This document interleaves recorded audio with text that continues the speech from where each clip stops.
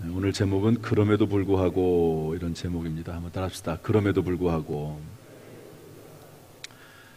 오늘 성경 말씀에 보니까 비록 무화과 나무가 무성하지 못하고 포도나무에 열매가 없고 또 밭에 먹을 것이 없고 우리의 양과 소가 없을지라도 나는 즐거워하고 기뻐하겠다, 이렇게 말씀하고 있습니다.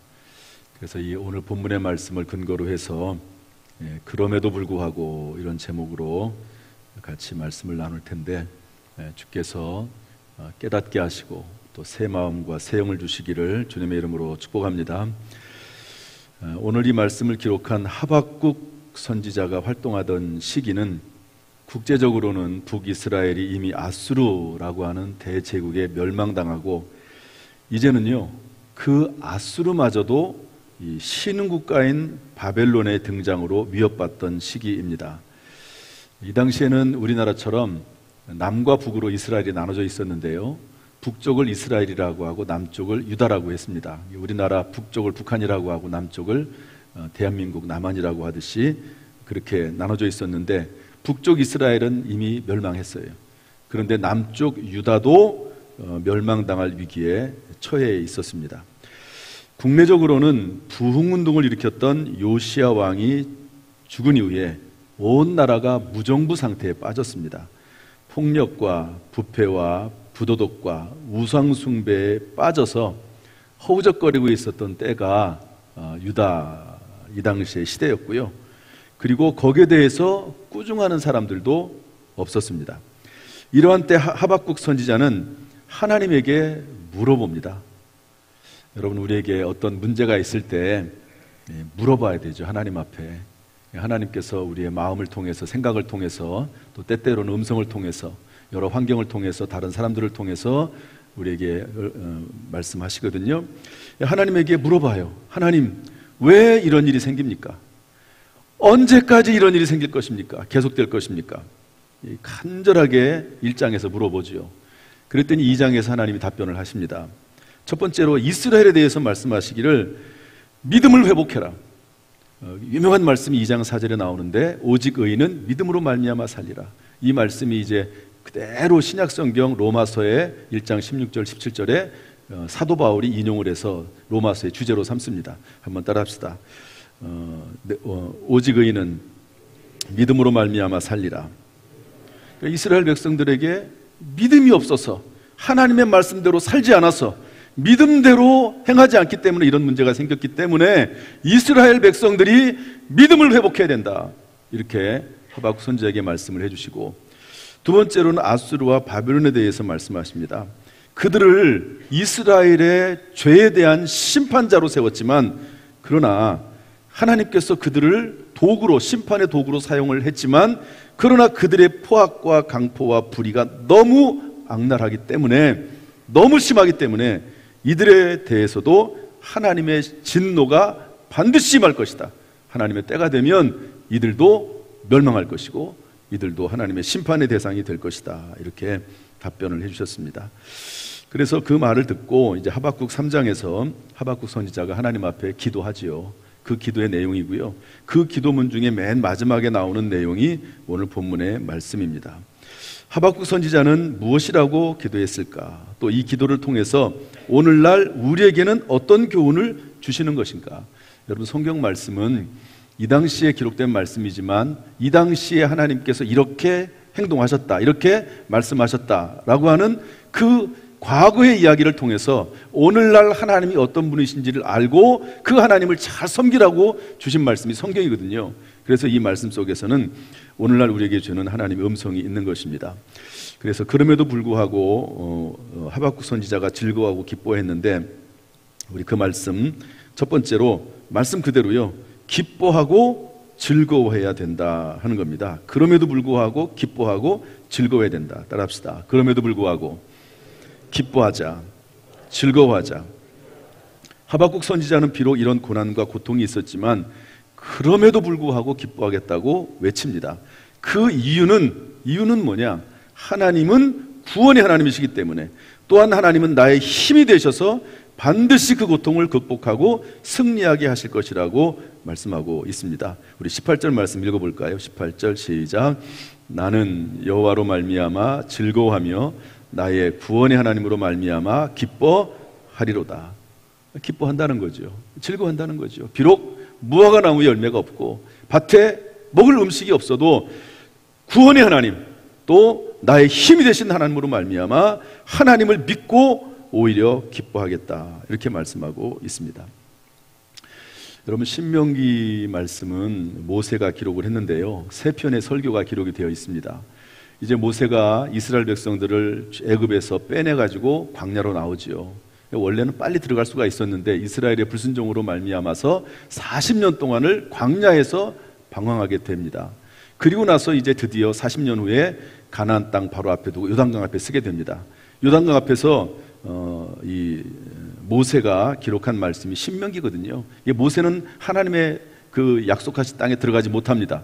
여기에 대해서 모세가 이제 본인은 여기에 남아서 죽게 되지만 그 땅에 들어갈 이스라엘 백성들을 향해서 설교한 내용, 그 설교문이 신명기거든요. 그런데 거기에 대해서 이스라엘 백성들이 왜 광야 40년 동안 그 고난과 고통을 당하게 됐는지에 대한 이유를 설명하고 있습니다.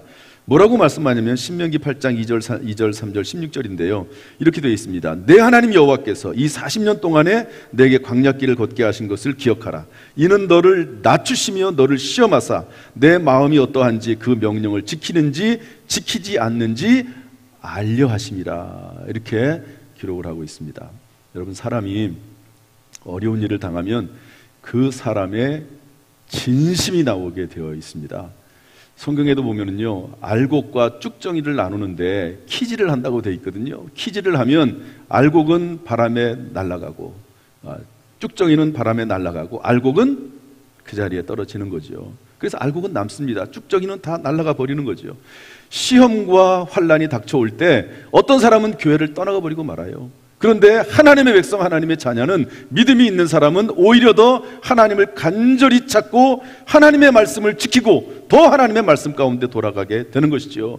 이것을 하나님께서 알고 싶으셨다는 거예요.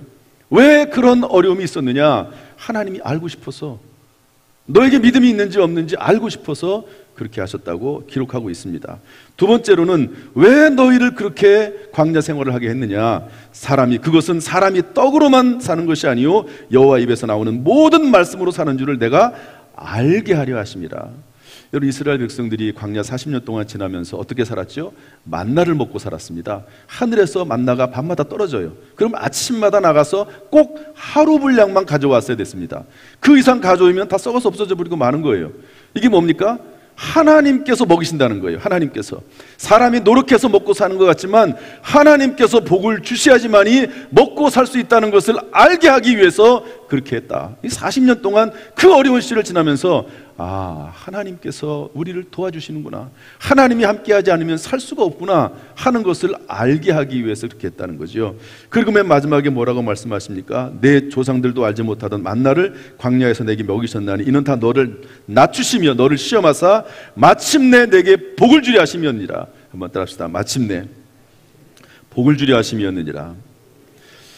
여러분, 때때로 우리에게 고통이 있지만 그것은 우리를 멸망시키려고 하는 것이 아니라, 우리를 저주하는 것이 아니라 우리 하나님의 자녀들에게는 그것이 반드시 복이 되는 줄로 믿습니다. 하나님께서 그렇게 약속을 하셨어요. 그래서 요한삼서 1장 2절 말씀 보면 하나님을 사랑하는 자, 곧 그 뜻대로 부르심을 입은 자들에게는 모든 것이 합력하여 어떻게 된다고요? 선을 이루느니라. 여러분, 이 사실을 믿으시기를 바랍니다. 제가 요즘 읽고 있는 책이 있습니다. 녹슬지 않고 닳아 없어지기를 원합니다. 이 책 내용 자체가, 제목 자체가 좋은데요, 한번 따라합시다. 녹슬지 않고 닳아 없어지기를 원합니다.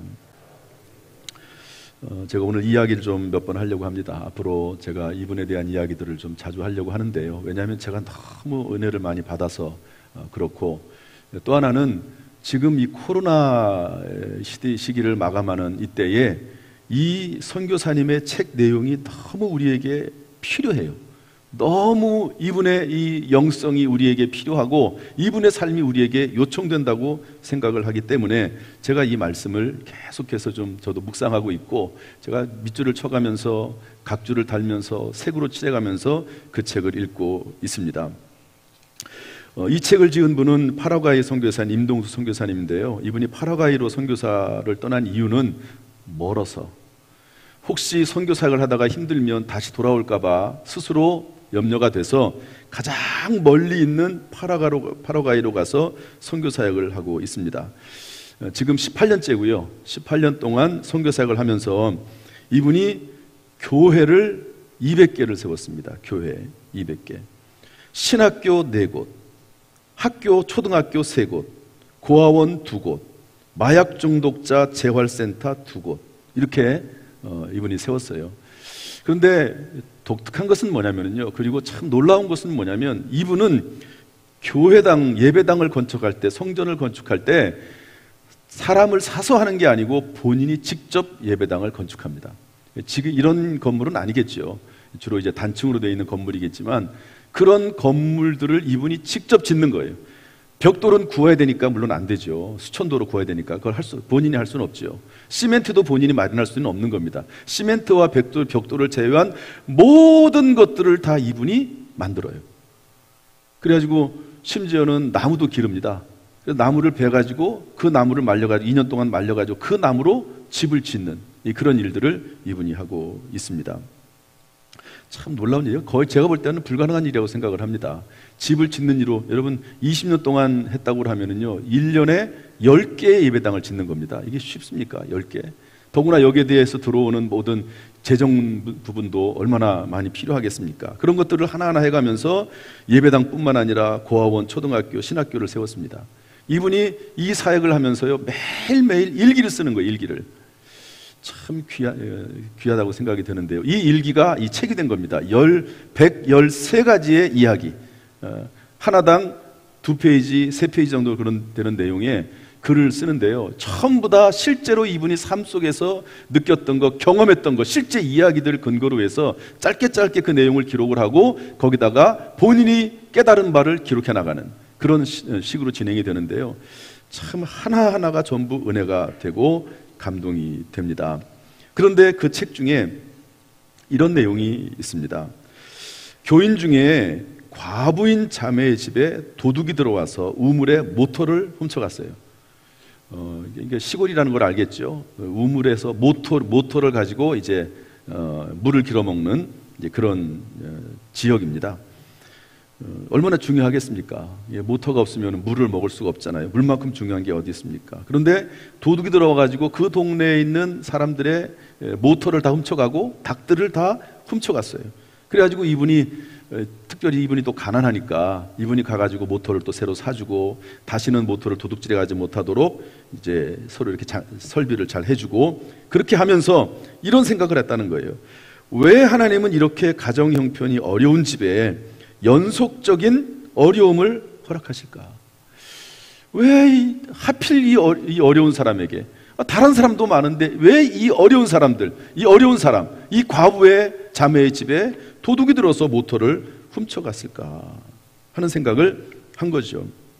그런데 그 자매의 집을 방문하면서 그 자매 얼굴을 보고 해결이 됐다는 거죠. 그 자매가 얼굴에서 잃어버렸는데도 불구하고 내내 웃음이 떠나가지를 않는 거예요.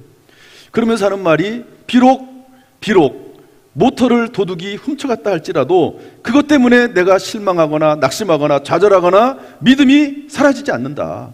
그런 얘기를 오히려 그 자매가 해주는 것이죠. 그러면서 이 믿음 때문에 하나님께서 그렇게 하셨구나 하는 생각을 이분이 했다는 거예요.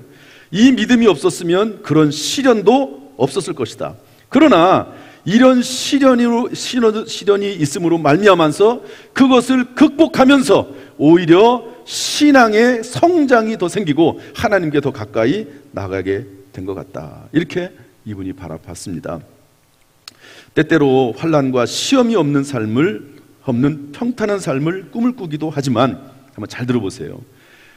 시험과 환난이 없는 평탄한 삶이라고 하는 것은 수평적으로 가는 것이 아니라 수평적으로 그냥 가는 것이 아니라 내가 느끼지 못할 정도로, 인지하지 못할 정도로 조금씩 내려가는 길이다. 인지하지 못하지만 결국에는 떨어져서 지옥에 떨어질 것이다. 이런 얘기를 기록을 하고 있습니다. 그러나 그 자매는 시련을 믿음으로 극복하고 오히려 주님과 더 가까워진 은혜를 얻었다는 거죠. 따라서 이유 없이 시련이 닥치면 그것은 주님이 내 믿음을 더욱 성장시키기 위한 가장된 가면을 쓴 축복임이 확실하다. 이렇게 고백하는 것을 볼 수가 있습니다. 여러분들은 어떻게 생각하십니까? 이분은요, 성도들 가운데 어려움이 생기는 것을 보고, 그리고 오히려 그 어려움을 통해서 하나님 앞에 더 가까이 가는 것을 보고, 믿음을 잃어버리지 않고 하나님을 더 찾는 것을 보고, 그것이 오히려 가장된 가면을 쓴 하나님의 축복이라고 그렇게 이야기하고 있는 것입니다. 참 이분의 글이 참 귀하지 않습니까? 또 그리고 성경적이지 않습니까? 여러분, 그런 것처럼 여러분, 오늘 하박국 선지자가 분명히 외치는 것처럼, 그럼에도 불구하고 외양간에 소가 없고 밭에 음식이 없다 할지라도 그럼에도 불구하고 구원의 하나님, 또 힘주신 하나님을 위해서 기뻐하고 즐거워하겠다라고 하는 이 고백이 저와 여러분의 고백이 될 수 있기를 주님의 이름으로 축복합니다. 두 번째로 기도하고 감사하라는 거죠. 오늘 본문에는 없지만요, 다른 성경들을 통해서 한번 살펴보도록 하겠습니다. 저를 따라서 하시죠. 그럼에도 불구하고 기도하고 감사하자. 다시 한번, 그럼에도 불구하고 기도하고 감사하자. 포로로 잡혀온 다니엘은 바벨론의 총리가 됐습니다. 이를 시기하는 본토 고위 관리들이 끌어내리려고 하였지만 흠을 잡을 수가 없었어요. 결국 다니엘의 기도하는 신앙을 모함의 도구로 삼아서 30일 동안 오직 왕에게만 기도할 수 있도록 그렇게 했습니다. 이를 따르지 않을 경우 사자굴에 넣어 죽이도록 하는 조서를 왕을 통해서 내리도록 한 것이죠. 앞으로도 계속 하나님 앞에 기도하면 사자굴에 갇혀서 죽게 돼 있는 겁니다. 그러나 다니엘은 그럼에도 불구하고 하나님께 기도하고 감사하는 것을 중단하지 않았습니다. 다니엘서 6장 10절 말씀 다 같이 한번 읽어보도록 하겠습니다. 시작. 다니엘이 이 조서에 왕의 도장이 찍힌 것을 알고도 자기 집에 돌아가서는 윗방에 올라가 예루살렘으로 향한 창문을 열고 전에 하던 대로 하루 3번씩 무릎을 꿇고 기도하며 그의 하나님께 감사하였더라. 제가 코로나에 감염이 돼가지고 지난 주일 못 나왔습니다. 그리고 나서 이제 다시 교회로 왔죠. 교육자들하고 회의도 하고 그렇게 했는데, 그런데 이제 우리 교회 여전사님 한 분 있잖아요. 그 여전사님이 저한테 이런 얘기를 하는 거예요. 목사님, 제가 얼마나 힘들었는지 아세요? 이제 우리 교회 교육자들은 다 코로나에 걸렸습니다. 한 명도 빠짐없이 그 가족들까지 다 서로 의리가 있어가지고요, 다 걸렸어요. 임영희 전사님이 제일 먼저 걸렸고 제가 저희 하나 맨 마지막에 걸렸거든요.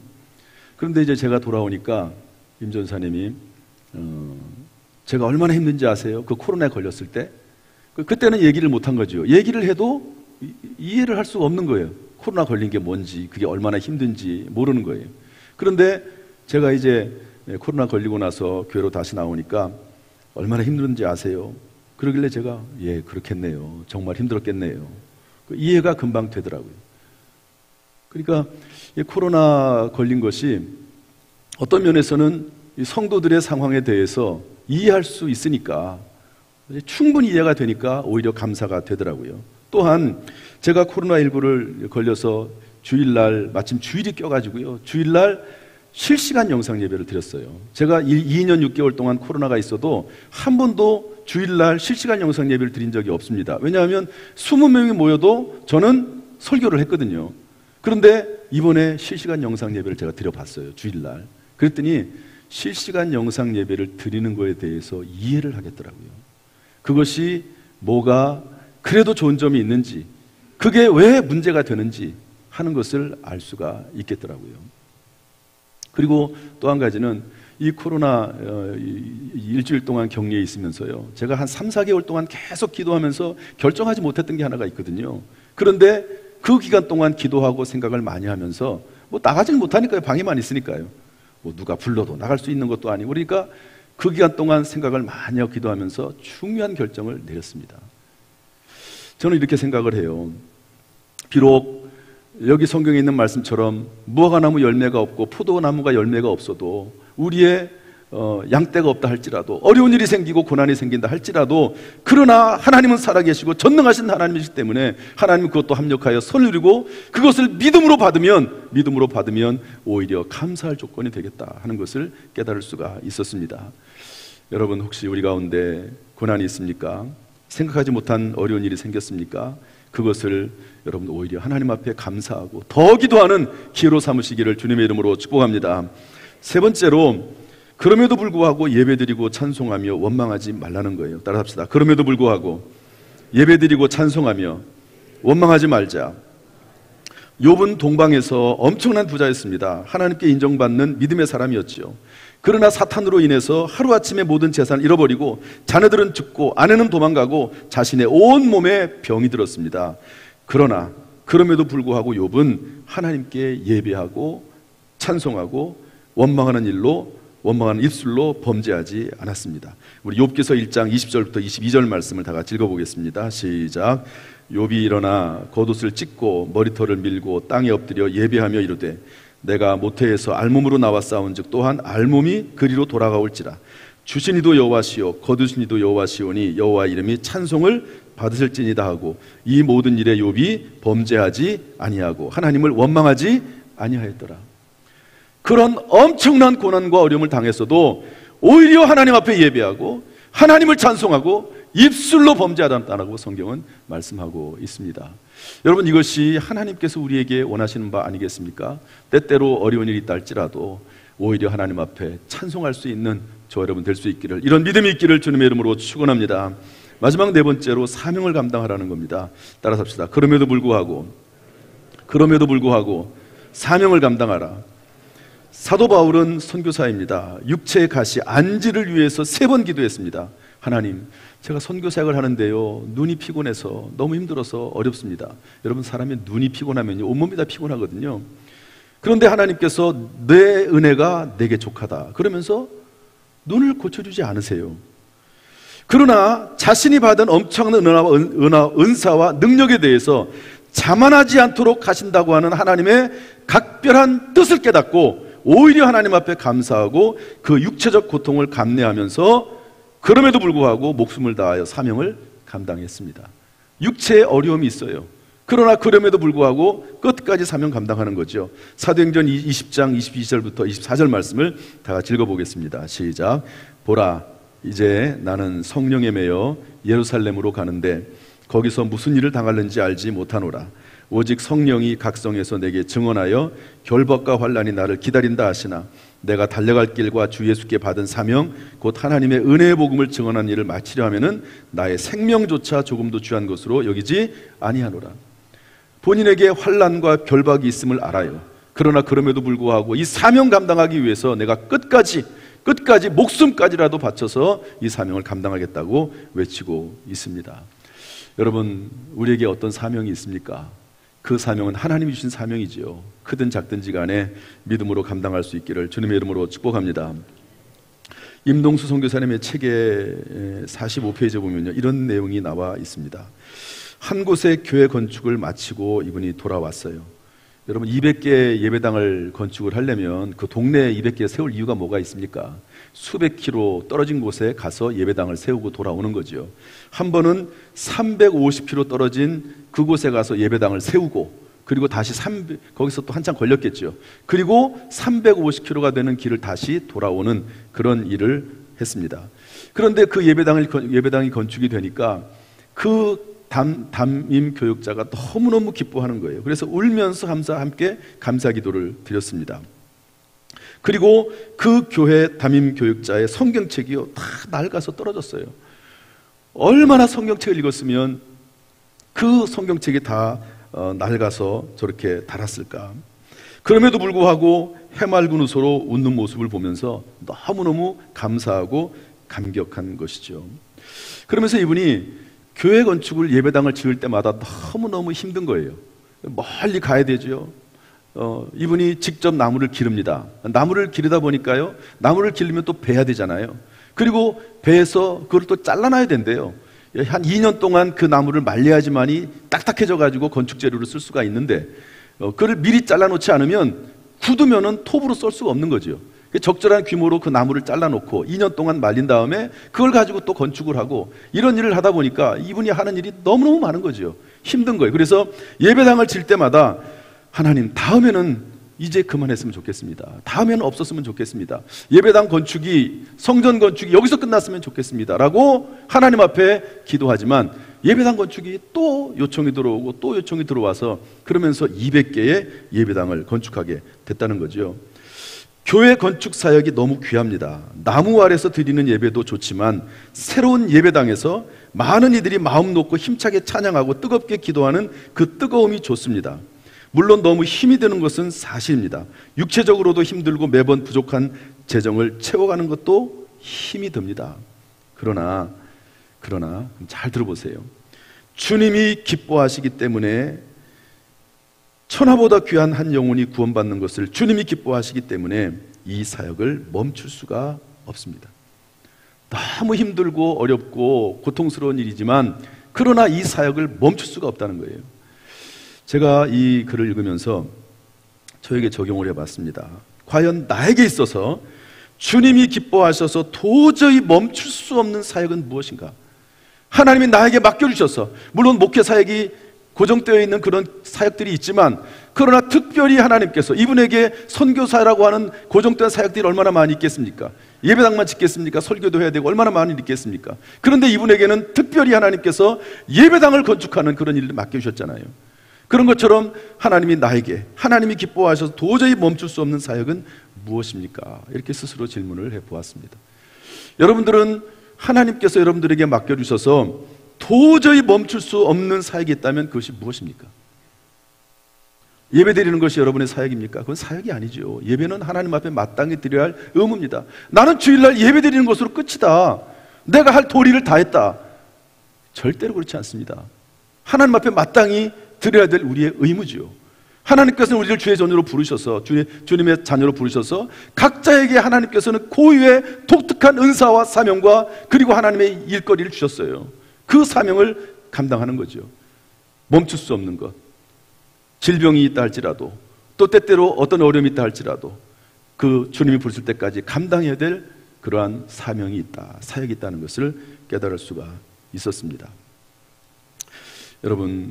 여러분들의 사역, 주님이 나를 부르지 않는 한, 내가 이 땅에 살아있는 한 내 사명은 끝나지 않았거든요. 내 사역은 끝나지 않았거든요. 아무 일도 주님 앞에 하지 않으면서 내가 하나님 앞에 의무를 다했다고 생각하는 것은, 그것은 정당하지 않습니다. 하나님이 기뻐할 수가 없는 것입니다.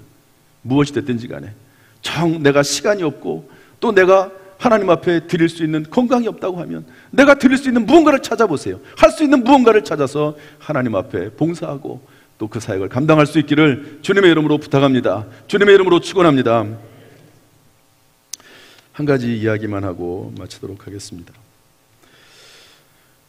다음 주 월요일에 선교팀이 옵니다. 이제 선교팀들이 이 지역에 오는 거죠. 한 주간의 사역, 일주일 동안 사역을 하기 위해서 3번 비행기를 타고 36시간에 걸려서 한국에서 파라과이에 오는 겁니다. 여러분, 미국까지 가는데 한 14시간 걸리거든요. 참 힘듭니다. 물론 이제 비행기를 타지 못하신 분도 계실지 모르지만, 이제 퍼스트 1등석이나 2등석은요, 비즈니스 클래스는 그래도 넓어 누울 수도 있어요. 근데 3등석 이코노미 클래스는 힘듭니다. 저 같은 경우는 무릎이 닿아요. 그러면 이제 한 14시간 정도 비행기를 타고 하려고 하면 너무 힘들어요. 그래서 일어나가지고 뒤에 가가지고 막 몸도 움직이기도 하고 왔다 갔다 하고 막 이러거든요. 그런데 36시간을 타고 한국에서 파라과이까지 와가지고 이제 사역을 하려고 오는데요. 그런데 그 기간 동안 비가 온다는 예보가 있었습니다.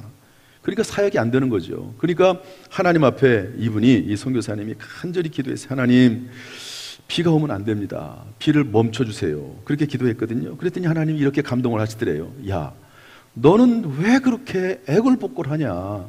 비가 오지 않게 해달라고 왜 그렇게 애걸복걸하냐? 그러니까 의아하잖아요. 하나님 앞에 반문합니다. 하나님, 선교팀이 온다니까요. 선교팀이 비가 오면 선교 사역을 할 수가 없잖아요. 그러니까 하나님께서 뭐라고 또 말씀하시냐면, 그런데 그가 뭐 어쨌는데, 다시 또 얘기합니다. 이 선교팀의 사역을 위해서 얼마나 많이 기도했겠습니까? 얼마나 많은 돈을 들여서 여기에 오는 것입니까? 그 수고가 많은데 비가 오면 모든 일들이 다 불가능해지지 않습니까? 라고 하나님 앞에 항의했다는 겁니다. 그랬더니 하나님께서 이렇게 감동하시더랍니다. 너는 왜 꼭 일을 해야만 이번 선교팀의 사역을 내가 받는다고 생각하지? 난 그들이 이 땅에 와서 이 땅을 향한 내 마음을 발견하고 또 이 땅을 위해 그들의 마음을 쏟아놓고 가는 것만으로도 기뻐할 텐데, 그리고 너는 왜 내가 너의 기도만 들어야 한다고 생각하지? 누군가 그 비를 간절히 원하는, 비가 오기를 원하는 사람의 기도에 내가 왜 귀를 막아야 되지? 마음이 쿵하고 큰 울림이 있었습니다. 누군가 그 비를 간절히 원하는 자의 기도 또한 들으시는 주님을 생각하지 않은 것입니다. 무슨 말인지 아시죠?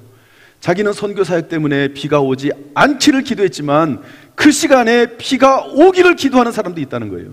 그렇잖아요. 그래서 내가 비가 오기를 원하는 그 간절한 그 사람의 기도를 내가 들어주기를 원하는데, 그렇다고 해서 네가 뭐가 문제냐? 왜 내가 너의 기도만 들어줘야 되지? 그러면서 하나님께서 말씀하셨다는 거죠. 그러면서 이렇게 얘기합니다. 주님은 우리가 하는 일보다 주님과의 친밀한 관계를 더욱 중요하게 생각함을 다시 한번 깨달았습니다. 하나님과의 관계가 중요하다.